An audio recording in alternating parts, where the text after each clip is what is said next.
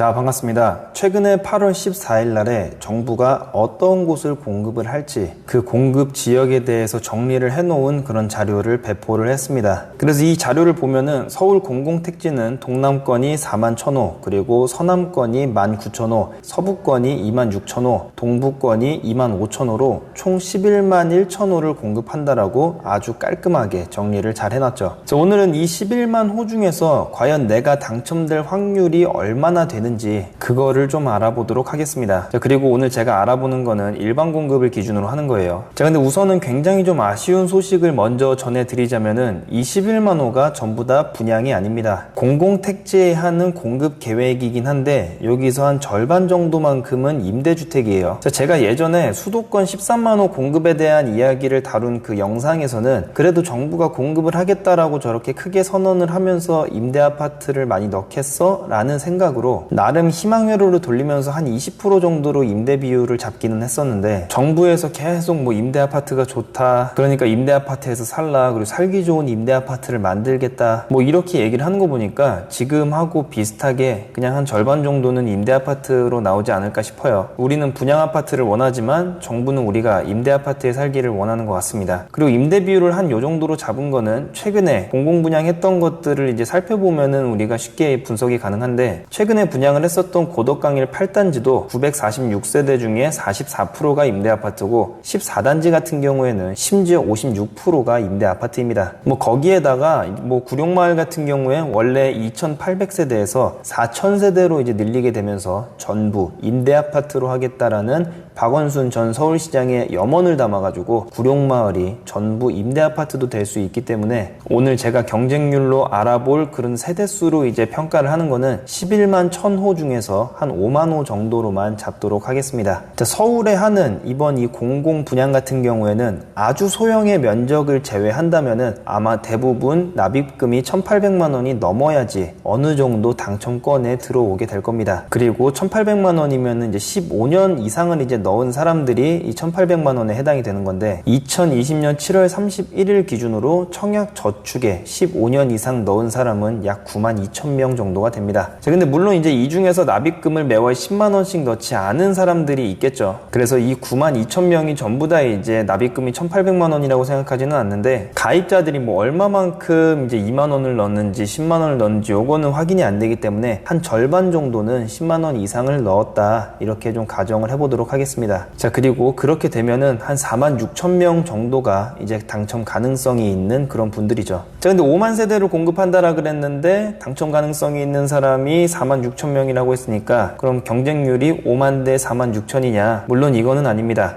제가 오늘 일반 공급에 대해서 알아본다라 그랬죠. 아까 전에 제가 예시를 든 그 최근에 분양을 했었던 고덕강일 8단지나 14단지 같은 경우에는 일반 공급의 비율이 14%하고 15%밖에 안 되고, 거기에다가 최근에 이제 정부에서 생애 최초하고 신혼부부의 물량을 늘린다라 그랬죠. 그렇게 되면은 이제 이 일반 공급은 더 줄어들 수도 있는 겁니다. 그래서 최근에 분양을 한 이 고덕강일 지구하고 비슷한 수치인 85% 정도를 이제 특별 공급 물량으로 잡고 우리 일반 공급 물량은 한 15% 정도를 잡으면서 계산을 해보겠습니다. 그렇게 되면은 5만 세대의 15%는 7,500세대죠. 자, 근데 그래도 46,000 대 7,500이 아니에요. 지금 당장 바로 분양을 하는 것이 아니기 때문에 시간이 길어지면 길어질수록 15년 이상 납입한 사람은 늘겠죠. 13년 이상, 14년 이상이 각각 3만 6천 명 정도하고 2만 8천 명이기 때문에 이걸 이제 더하게 되면은 한 5만 4천 명 정도가 됩니다. 그리고 이 중에 절반이라고 가정을 했으니까 2만 7천 명의 경쟁자가 늘어나기 때문에 7만 3천 명이 됩니다. 자, 그런데 이제 요게 끝이 아니에요. 서울에서 하는 공공분양 같은 경우에는 서울에서 50%를 뽑고 수도권에서 50%를 뽑습니다. 물론 이 수도권에서 50%를 뽑는다는 얘기는 조금 잘못된 얘기고, 아까 전에 그 50%에서 떨어진 서울에 있는 사람하고 수도권에 있는 사람하고 이제 경쟁을 하게 되는 거죠. 근데 사실 보통 이런 경우에는 대부분 수도권이 가져가기는 합니다. 왜냐하면은 서울에서 떨어졌다라는 얘기는 그만큼 어떤 경쟁력이 부족하다라는 거고, 수도권에서 이제 들어오는 사람들, 요 사람들 중에서 당첨이 되는 사람들은 납입금이 높은 사람들이기 때문이죠. 자, 근데 그렇게 하면 너무 계산이 복잡해지니까 또 단순하게 한번 가볼게요. 자, 여튼 이 수도권에서 그럼 15년이 넘은 그런 청약 가입자 숫자는 7월 31일 기준으로 약 6만 8천 3,000명입니다. 그리고 여기도 역시 13년 이상하고 15년 미만 요 사이를 이제 합치게 되면은 43,000명이 되고요. 자, 그렇게 되면 이제 도합 11만 1,000명인데 이 중에서 절반인 5만 1,500명만 계산을 하게 되면은 결국에는 7만 3천 대 3,750 그리고 12만 4,500 대 3,750이라는 숫자가 나옵니다. 이게 이제 경쟁률인데 요거를 약분을 하게 되면은 19대 1하고 33대 1이 나오는 거죠. 그리고 요거를 확률로 다시 환산을 하게 되면은 5.3%의 확률하고 3%의 확률이 됩니다. 그리고 이게 그나마 당첨 범위에 있는 사람들의 이 당첨 확률이라고 생각을 하시면 돼요. 자, 이 영상을 보시는 분들은 어떤 희망을 가지고 오신 분들이 많으실 텐데, 그리고 나는 나름 통장에 꽤 많은 돈을 넣었어 이렇게 생각하시는 분들이 많을 텐데 생각보다 확률이 낮아가지고 좀 많이 속상하실 것 같긴 합니다. 자, 근데 그나마 조금 희망적인 얘기를 드리자면은 여기서 제가 유주택자는 포함을 안 시켰죠. 애초에 유주택자는 자격이 없는데 유주택자이면서 15년 이상 납입한 사람들도 있겠죠. 근데 이런 사람은 포함을 안 시켰고, 이것뿐만 아니라 이제 자산 기준이나 소득 기준을 초과하는 사람도 여기다 안 집어넣었고, 아니면 뭐 3기 신도시에 당첨돼가지고 빠져나간 사람, 요것도 제가 계산을 하지 않았습니다. 그래서 경쟁률은 사실 요것보다 떨어질 수밖에 없기는 해요. 그리고 요런 거는 뭐 알 수도 없고 제가 이제 보수적으로 측정한다라고 한 거기 때문에 뭐 많이 낮게 나오기는 했는데, 그래도 뭐 너무 희망을 잃지 마시기 바랍니다. 자, 그럼 여기서 이제 질문이 생기겠죠. 가입한 지 나는 10년밖에 안 됐다. 이럴 경우에 경쟁률도 한번 봐달라. 그래서 제가 한 10년 이상 정도 가입하신 분들도 한번 계산을 해왔어요. 아까 서울 15년 이상이 9만 2천 명이라 그랬죠. 청약 저축만 15년 밑으로 10만 4천 명에 청약 종합저축은 10년 이상이 119만 명입니다.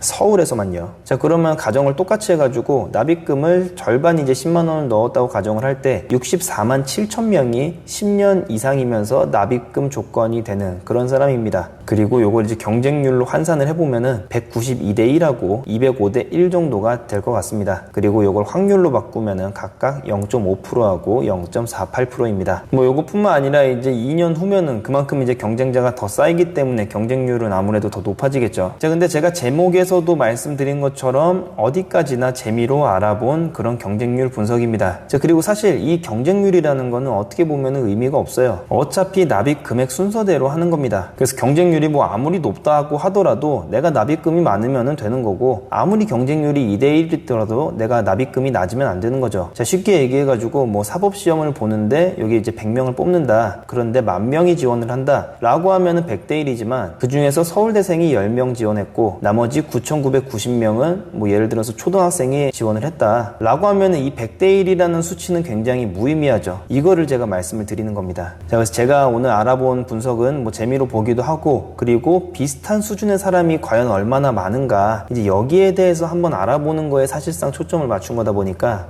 그 정도쯤으로 생각을 해주시면 될 것 같아요. 자, 그런데 제가 좀 계산을 하면서 느꼈던 거는 사실 이 15년이 넘어가지 않는 사람들은 사실상 당첨이 굉장히 되기 힘들겠다. 뭐 공급이 아무리 많다고 하더라도 뭐 거의 불가능에 가깝겠다. 뭐 이런 생각이 들기는 하네요. 자, 그래서 오늘의 한 줄 요약. 그래도 우리에겐 특별 공급이 있다.